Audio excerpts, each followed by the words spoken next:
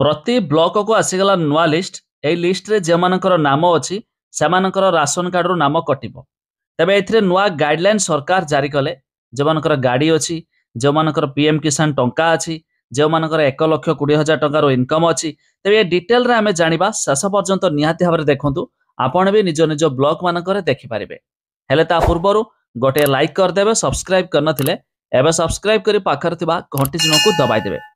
Fast तो देखंतु कोन लेखाइ छी field verification with respect to inclusion exclusions criteria under NFSA SFSS in Soro block जाकि Baleswar district Soro block रो मु आपण मानकु देखौची। एमिति आपण प्रति डिस्ट्रिक्ट रो ब्लॉक रो माने देखि पारिबे।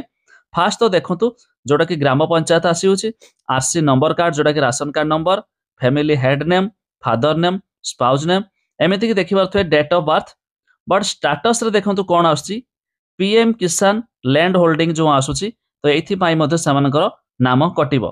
जो मानकर पीएम किसान रे नाम अछि सेमाने मध्य आउ ए टंका पाई पारिबे नाही बा सॉरी सेमाने आउ राशन कार्ड रे राशन चावल पाई पारिबे नाही। ता छडा देखंतु CBDT income group annual 1,20,000 jar वार्षिक 1,20,000 टका इनकम थिबो तो सेमाने मध्य पाई पारिबे नाही।